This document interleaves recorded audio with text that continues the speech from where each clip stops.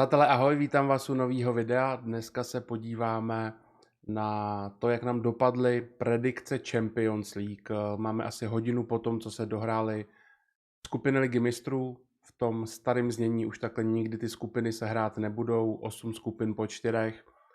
My jsme ještě měli tu poslední možnost si to natipovat. Dal jsem vám tam několik tiketů, některé zajímavé longshoty. Projedeme si, budu koukat tady na všechny videa, které jsem pro vás natočil a tak nějak si je zpětně okomentujeme, co nám vyšlo, co nám nevyšlo a jak to vlastně celkově dopadlo. Takže se pohodlně usaďte a pojďme začít.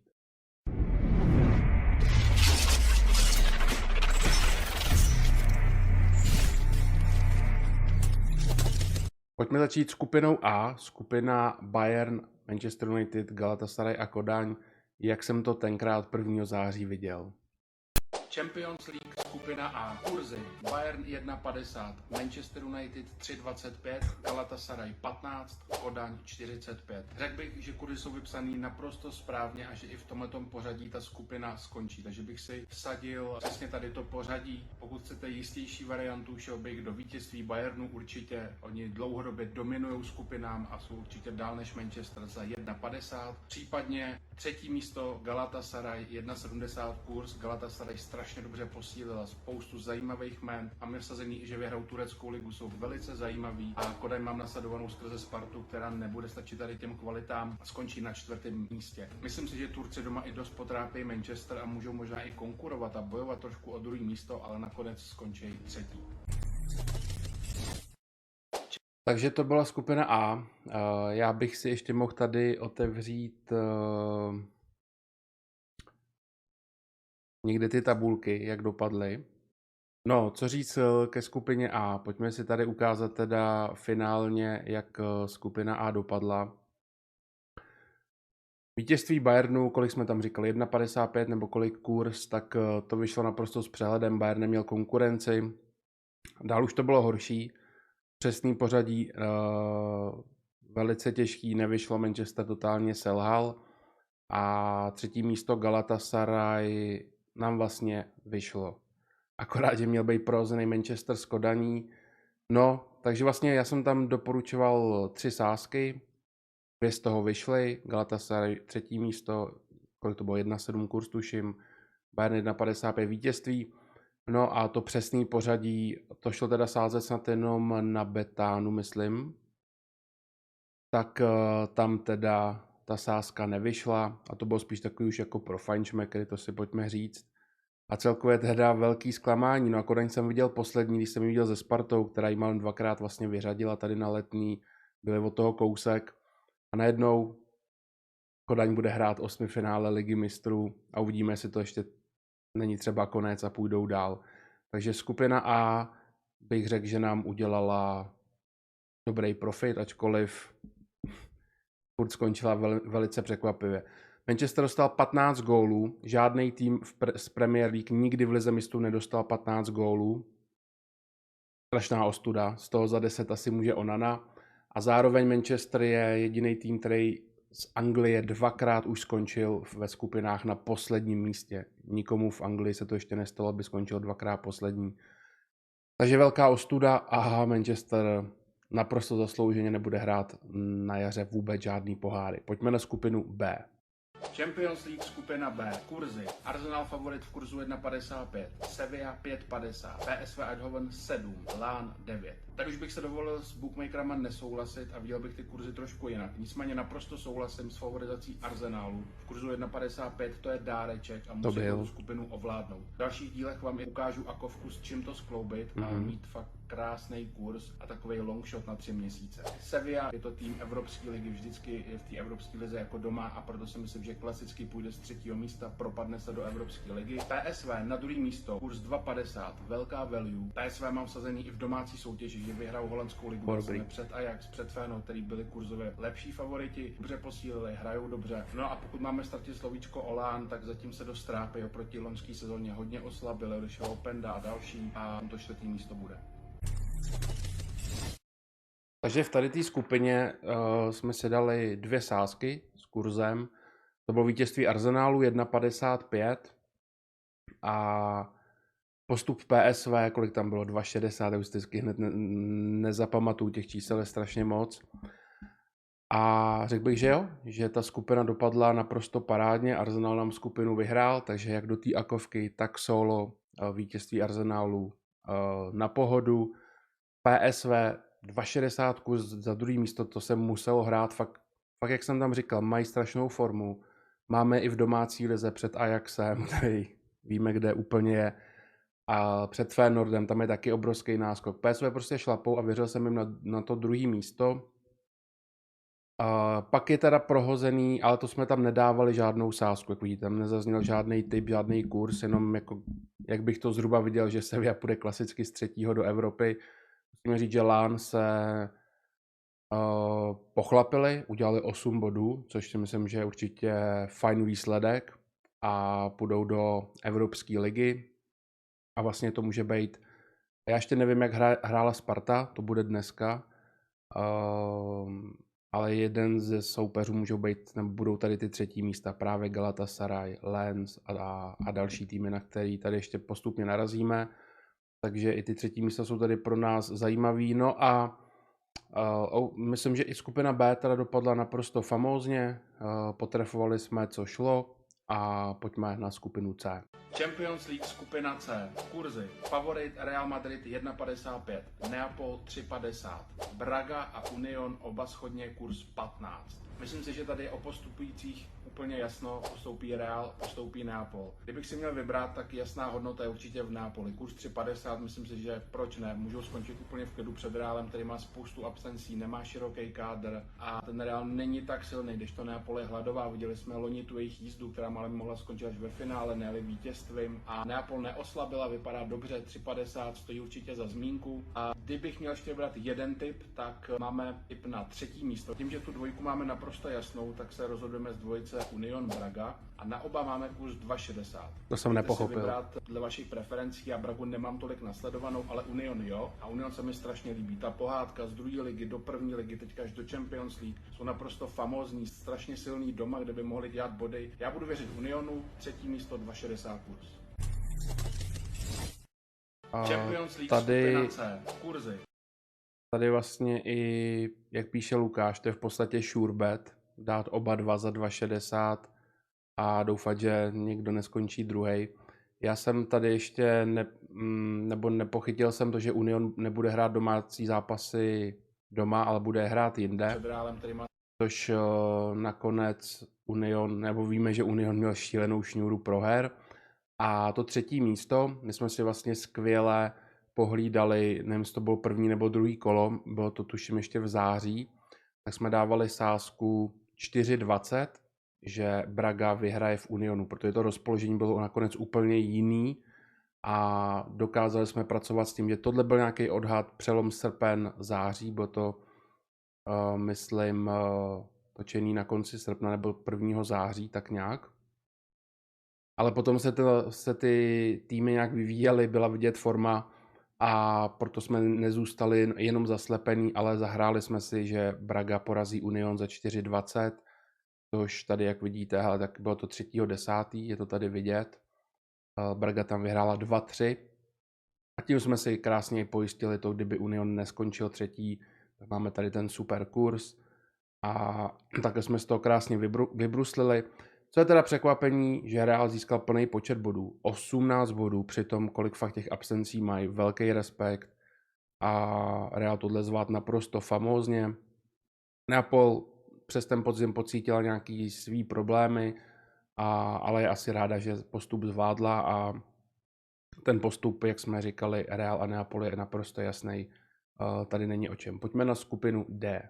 Champions League skupina D. Kurzy. Favorit Inter Milan 1,75, Benfica 3,50, Real Sociedad 6,50, Salzburg kurz 11. Pro mnohý velice nezajímavá skupina, pro mě naopak velice atraktivní, protože všechny týmy hrajou atraktivní, zajímavý fotbal, vypadají našlápnutě a hlavně to pořadí, to může skončit jakoliv. Tady není slabýho soupeře a to se nakonec ukázalo. Pro mě dobře promíchaná, pro nás těžko vsaditelná. Pokud bych měl najít nějakou jednu aspoň sázku, kurzu asi bych si vybral, že Real Sociedad skončí na posledním místě v kurzu Úplně 3, mimo. protože všichni dlouhodobě podceňují Salzburg, který já už vám tady hypuju x let. Hrál vyrovnaný bitvy s Bayernem, s jinýma, vždycky v těch skupinách hraje dobře, sbírá hodně bodů, dává spousty branek. Salzburg bych určitě neviděl jako tak velkýho outsidera a myslím si, že před ten Real Sociedad se můžou v klidu dostat. Po tom vítězství je to velice těžký. Inter teďka vypadá hodně našlápnutě, ale je to dlouhodobá soutěž až do prosince a já si tady budu sázet až v průběhu, po každém tom kole budu hledat, jak se ta tabulka bude hýbat, nějaký hodnoty. Je to strašně nečitelná skupina a je dobrý se jí spíš na sázení věnout. Jak to vidíte vy, napište do komentářů. Přesně tak. Tady vlastně bylo fakt nejlepší se té skupině vyhnout, protože byla velice nečitelná. V komentářích, jestli jsem tam dobře viděl, tak jste věřili Benfice, i jste podporovali ten Salzburg a skupina dopadla následovně. Real Sociedad a Inter po 12 bodech a Benfica Salzburg po bodech 4. Čekal jsem tu skupinu mnohem víc vyrovnanou, víc jakoby nažvejknutou. Dával jsem tam i sázky, že první tým nezíská víc jak 13 bodů, což vyšlo, protože jsem fakt čekal, že ty rozestupy budou malý a nakonec nebyly malý, ale tím, že tam dva týmy získaly 12 bodů, tak jsem se do toho vešel. Zároveň jsem potom po nějakých 2 zápasech hrál už, že Benfica nepostoupí, tam sice bylo asi jenom 1,5, 1,55, ale když jsem viděl, jak nechytají ten začátek, udělali vlastně body až v posledních 2 zápasech. Takže jak jsem říkal ve videu, v průběhu jsem si tam něco zasázel a ta skupina dopadla velice překvapivě. Real Sociedad fakt hraje výborný fotbal, dostal pouze 2 branky, skóre 7-2 je skvělý. Inter už tady ty poslední 2 zápasy šetřil, hrál vlastně s náhradníkama, takže jinak by tu skupinu asi vyhrál, myslím si, že jo. A ale taky jako nechápu, že Inter vlastně, já teď doufám, že to má Livesport už správně, že teda rozhodujou vzájemný zápasy a Inter hrál 0-0 se Sociedadem a první kolo nevím. Nicméně, že Inter šetří v lize mistrů, jako ligu mistrů, to je přece svátek pro ty hráče, měli by to hrát ty hvězdy. Pochopím, když máš jistý postup jako Real, obrovský náskok, skončíš první. Ale Inter skončí druhý a teďka dostane někoho z prvního místa. To mi přijde tak idiotský. A pak si budou stěžovat, těžký los, no tak jsme vypadli, že dostaneš buď Real, nebo Arsenal, nebo Bayern, nebo někoho z prvního místa. Ty vole, mohli si to pohlídat, jít v klidu z prvního místa a kvůli tomu, že šetřej, jako sorry, italskou ligu, oni vyhrajou tak či tak. To, podle mě tam není moc konkurence. A aby si šetřil na ligu mistrů, která má být ještě o to víc, má mnohem větší reputaci, kolik let bojoval Inter o to, aby vůbec ligu mistrů hrál, jo, tak teď si tam dovoluješ tohleto, že šetříš celý 11 a půjdeš z druhého místa, aby to ten Inter fakt nakonec při pondělním losu, vy už ho víte, protože to video vyjde až příští týden, Filip je aktuálně střihač na Kypru, na Spartě, letěl tam, takže ten se vrací až někdy sobotu večer nebo v neděli, takže to video vyjde až po losu, už budete vědět, jak Inter dopad, jestli ho to bude bolet nebo ne, koho dostal, ale za mě tohle prostě je hrozně idiotský, no, co tam předvedli. Takže je to skupina D, pojďme na Ečko. Champions League skupina E. Kurzy. Favorit Atletico Madrid 1,65. Lazio 4. Feyenoord 6,50. Celtic 11 kurz. Souhlasím s favorizací Atletika, protože má ty zkušenosti, má teďka i skvělou formu. Kdo chce a věří atletům, tak 1,65 dobrá volba. Stejně tak jako za 1,65 seženete Celtic na posledním místě, ten si myslím, že nemá moc co nabídnout a jak konkurovat tady těm týmům. Lazio Feyenoord, to je velice těžký o to druhé místo. Feyenoord teďka v lize nehraje dobře, ale myslím si, že to je takový ten klasický splín, ty vyhraješ titul a ztratíš trošku ten hlad do toho dalšího ročníku, ale v Champions League ten hlad zase mít budeš. Feyenoord může být v Champions League zase zajímavý. Lazio prodalo Saviče, moc zajímavý změny neudělalo, je to prostě furt 15 let stejný tým a druhý místo bude velice zajímavá bitva. Věřím atletům za 1,65. Co vy? Tak skupina E nám padly 2 typy. Dozvěděli jsme se, že máme vsadit vítězství Atletika za 1,65, teď si to pamatuju, a Celtic, že bude poslední za taky shodných 1,65. Obě sázky vyšly, super práce a řekl bych, že obě s přehledem. Atleti celou dobu kontrolovali první místo, byli výrazně dál než všechny soupeři, je to vidět i na skóre 17-6 od atletů. Hrajou zkrátka jiný fotbal letos a tu skupinu opravdu dominovali. Naopak Celtic celou dobu vlastně naprostý dno té tabulky získal až dneska nad Feyenoordem, kde už prostě to nebylo to nějak zajímavý, tak vyhráli v posledním kole 2-1 a získali teda aspoň nějaký body, že to nevypadá tak hrozně, ale do posledního kola měli 1 bod a tudíž tady obě sázky dopadly fakt skvěle. No a o to druhé místo, jak jsem říkal, je to nečitelný. Lazio nebo Feyenoord, prostě nejde si vybrat. Skóre dost vyrovnaný. Nakonec bodový rozdíl je 4. Lazio dopadlo o dost líp. A řekl bych, že hodně rozhodovalo domácí prostředí. Lazio doma bylo skvělý, když tam naskočil často Immobile z lavičky, rozhodoval ty zápasy a takovýho hráče Feyenoord neměl. Takže skupina E pro nás naprostá lahůdka.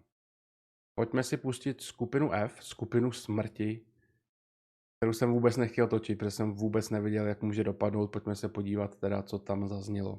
Champions League skupina F, skupina smrti. Kurzy. Favorit PSG 2,10 kurz. Newcastle 3,25. AC Milan 6. Dortmund 6,50 kurz. Kdo vyhraje tuhletu skupinu? Já si myslím, že to ta Paříž bude a 2,10 asi seberu. Je to 3 týdny dozadu, kdy jsem PSG opravdu hodně hejtil, ale od té doby se dost změnilo. Přivedli Ramose, Kolomuaniho a vzali zpátky Mbappého. To je úplně nový trojlístek a to je velký game changer tady těch věcí. I když mám v PSG stále spoustu výhrad, tak v této skupině podle mě budou favorit. Newcastle to je velký otazník, protože hraje Champions League po 20 a víc letech a nemá ty zkušenosti. Do toho bude hrát Premier League, nemá tak široký kádr. Já si myslím, že bude bojovat o druhý místo. AC Milan, veliká forma teďka. Zkušenosti už Champions League jsou, velice dobrý přestupový období, možná nejlepší ze všech týmů po celé Evropě. AC Milan fakt dobře posílil a v kurzu 2,7 bych je zkusil zahrát na druhý místo. Než do Newcastle za menší kurz, asi 1,6, 1,5 na postup, 2,65 na AC Milan, to je hodně zajímavý. No a Dortmund mi z toho vychází jako tým na poslední příčku. Tam je kurz 2,25, to není moc zajímavý kurz. Přece jenom furt je to velice těžká skupina, jenom o 6 zápasech. Kritizoval jsem před sezónou přestupový období, nehrajou zatím dobře, je to velký trápení a nedá se ta forma srovnávat s ostatníma, proto Dortmund za mě čtvrtý. Jak vidíte vy tuhletu skupinu smrti, která může být zamotaná jakkoliv, napište mi přesný pořadí dolů do komentářů.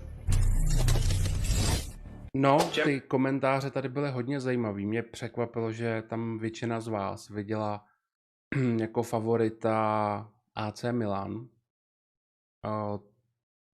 Já jsem je tam zkoušel na druhé místo za zajímavý kurz, ale že všichni vidíte až na úplný vítězství. To mě hodně překvapilo.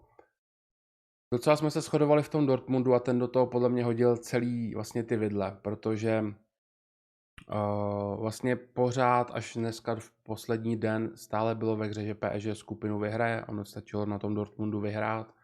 Skupinu by vyhráli. Stejně tak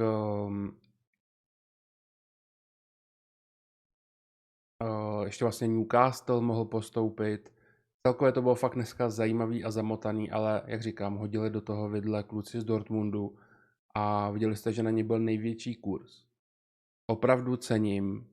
Podle mě se tady určitě někdo najde, kdo Dortmund zahrál ve vítězství skupiny, ať už nějaký fanoušci žlutočerných, anebo myslím si, že i někdo to prostě zkusil, tím, že to, jak jsem tam říkal na konci videa, skupina v 6 zápasech, je to fakt krátkodobý, může se stát cokoliv. Když na sebe narazí takovýhle giganti a nejsou tam takový rozdíly, jako třeba tady Celtic, tak prostě ví, že ten je jinde. Ale pro mě velký překvapení, že to Dortmund takhle na pána zvládnul. Hrát už jako poslední zápas tím, že máš jistý postup. To je pro mě fakt velký překvapení a to jsem těžce neodhad. Fakt jsem je viděl jako nejslabšího z té skupiny. Ale jinak to mohlo dopadnout jakkoliv. Newcastle tam měl dobrý výkony, doma dobrý zápasy, venku zase slabý. Paříž byl taky taková dost nevyrovnaná, hodně se hledá. Jak jsem točil video o nich v srpnu, moc se mi nelíbí, nevěřím jim vůbec pak v pozdějších fázích.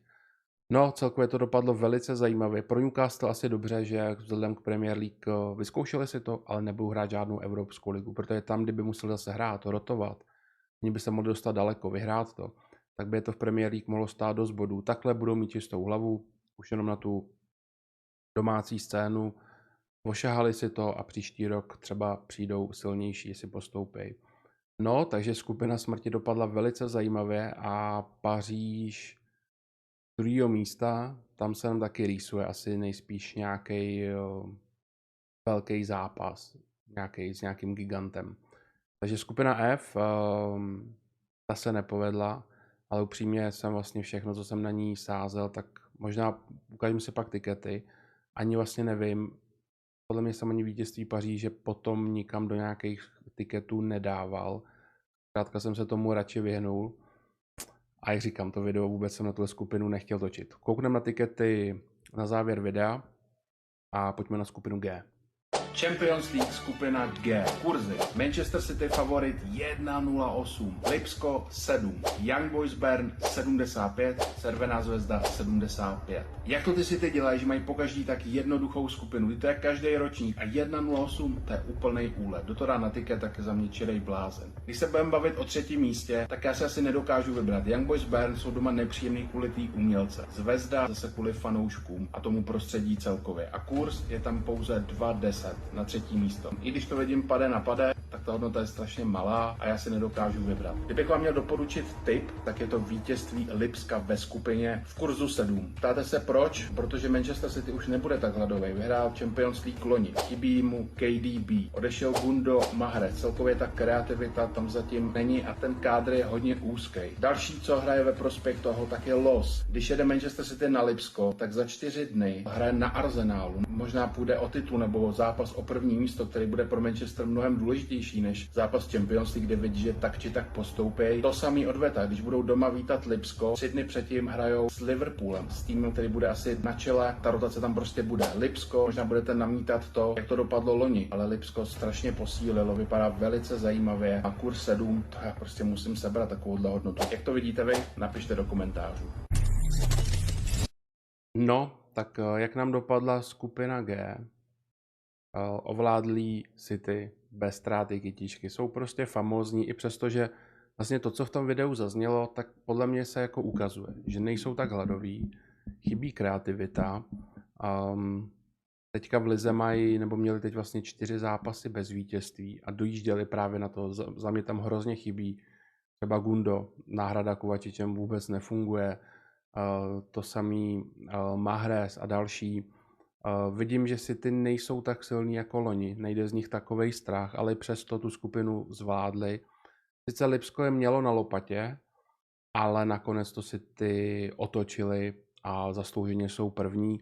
Každopádně tady o postupujících nebylo pochyb, první 2 místa naprosto jasný a dole jsme nic nehráli, nakonec to rozhodl tady ten zápas. Young Boys doma vyhráli nad Zvezdou 2-0.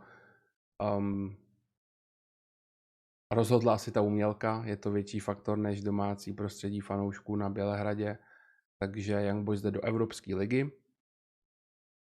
To je mohl být schůdnej soupeř třeba pro Spartu a Lipsko z 2. místa, no jsem taky zvědavý, koho dostanou na tom prvním místě, protože jsou za mě fakt schopný potrápit ty silný týmy. Manchester City je úplná ta topka a i s nima byli schopní sehrát určitý pasáže v těch zápasech naprosto vyrovnaný.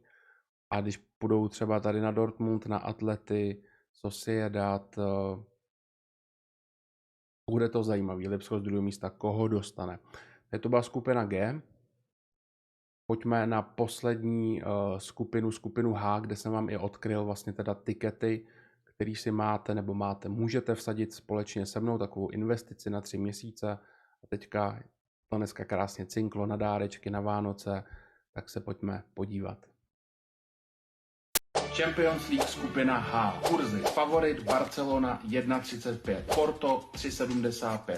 Antwerpy 20. Šachtar Doněck 25. Pro Barcelonu konečně lehká skupina po těch předchozích ročnících. Skupina velice nezáživná, nudná a velice těžce se tady vybírají i nějaký zajímavý typy. Ale 1,35 na vítězství Barcelony, no to je povinnost si dát a připojit si to do akovky k něčemu zajímavému. Já jsem vám už tady v jednom díle říkal u Arsenálu, že vám ukážu tiket, s čím to zkombinovat a je to to právě Barcelona. Takže když si na tiket dáte Arsenal s Barcelonou, může to vypadat třeba takhle, anebo můžete přidat i třeba Bayern Mnichov a ten tiket vypadá takhle. Tak tady to musí být povinnost, Barcelona by měla vyhrát s 18 bodama, jinak musí Xaviho vyhodit, protože ta skupina si o to vyloženě říká. Porto půjde z druhého místa, dole tu si to o to třetí místo rozdá, kdo chce. Co říkáte na moje tikety? Napište do komentářů.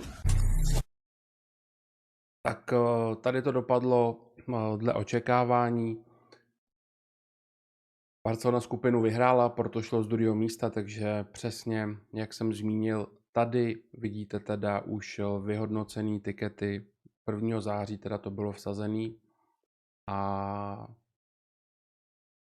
vám odkrytý tady ty akovky. Myslím si, že bylo docela dost vás, kdo si to se mnou zahrál. Schválně napište do komentářů, kdo si zahrál se mnou nějakou z těch 2 akovek a něco jste na tom vyhaslili na Vánoce. Bayern za 1,55, oni vyhrávají fakt skupinu po každý a tam nebyla konkurence v té skupině. Jestli někdo byl konkurence jako Manchester, tak dopadl ještě hůř, než asi všichni čekali. Arsenal to samý, prostě ten tým teďka fakt má na to vyhrát i Premier League, jsou dobře nažvejknutý a ten kurz mi taky přišel vzhledem k té lehké skupině. Celkem fajn, no a Barcelona už byl takový doplněk. Za 10 000 se zhodnotily peníze na 32 000 během 3 měsíců.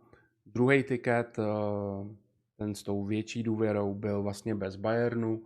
Tam jsme hráli čistě Arsenal a Barcelonu, kdyby náhodou třeba Manchester chytil v tu dobu ještě. Musíte to brát tak, že teď jsme o 3 měsíce všichni chytřejší, všichni víme, jak kdo hraje, ale tenkrát byl 1. září, všechny týmy měly odehraný 1 kolo a nevěděl si ještě, kdo má jaký problémy. Jo. O Manchesteru se nevědělo to, co se ví teďka. Na to nezapomínejte, 3 měsíce je strašně dlouhá doba. A budu točit teďka ještě další video, kde si ukážeme sázky, kompletně naše longshoty ještě na jiný soutěže a tam budou podle mě ještě větší srandy, kde jsme se jak mýlili, co jsme jak cítili. Takže tady jsme to hráli bez Bayernu za 20 000, výhra 41 400, takže další 20 a něco zhodnocená, takže super. No a pak jsem měl tady takovou jednu vlastně akovku, jen tak jako za 2000 s výhrou něco přes kilo, kde jsem si zahrál tady ty varianty. PSV, že bude do 2. místa za těch 2,60, to prostě za mě skvělá value, možná fakt největší z těch všech, čemu jsem dost věřil a přišlo mi to jako úplně mimo. Jo, že tam věřili víc Sevilla nebo Len. Jako proč? Těm jsou ty týmy lepší než Eindhoven? Nevím, to mě dost překvapilo. Bayern jsme teda zmínili, nevyšla Benfica do 2. místa. Tam mě dost zklamala. Asi ze všech týmů, kdybych se měl vybrat opačně, nejvíc. Vlastně Benfica zůstala nebo získala 4 body, byla 3., takže do 2. místa byla velice vzdálená. A myslel jsem si, že ona s Interem tam postoupí, ale nebyla to ta Benfica, co třeba loni, předloni, která nás fakt bavila skvělým fotbalem. Atleti, že vyhrou skupinu 1,65. Výhra, Lipsko do 2. místa, takový doplněk 1,20. Výhra Barcelony jsme zmiňovali 1,35. A tady ještě postup Sparty. To jsem vám pak dával ještě v těch dalších 2 videích a postup Slávy. Postup Slávy už je hotový, postup Sparty se dozvíme dneska večer, vy už ho teda víte, jestli vyšlo, nevyšlo. No a vidíte, skupina smrti tu není. Jo, nezařadil jsem jí sem, že to pro mě fakt bylo nečitelný. Nakonec, jak už to znáte, já tady mám ty typy všechny zvlášť, ještě různě rozsázený, ale nebudu tady dělat milion tiketů, takže jsem vám to chtěla takhle jako souhrn, ale jak to znáte, když to dáte do jedné akovky, co se stane? No bude tam jedna chyba. Místo toho, aby jsme brali přes 100 000, tak můžeme proklínat Benfiku, ale já jsem celkově spokojený. Když si to fakt jakoby zahrneme, celkově ty skupiny, ty predikce, tak myslím, že jsme na těch longshotech udělali dobrý peníze. Doufám, že jste spokojení, že se to povedlo. A příští video se podíváme na teda kompletně longshoty, co máme, na všechny různé ligy, co jsme nasázeli, jaký tikety dohledám a něco si k tomu řekneme, protože to bude podle mě ještě mnohem větší sranda, co jsme jak v srpnu typovali a jak to aktuálně vypadá. Takže jo, zanechte mi like, napište do komentářů, jestli jste ten tiket se mnou jeli, případně jestli jste dělali nějaký úpravy, co vás překvapilo a možná si pak natočíme třeba něco k losu. To je teda všechno, konec videa a vidíme se zase brzo. Ahoj.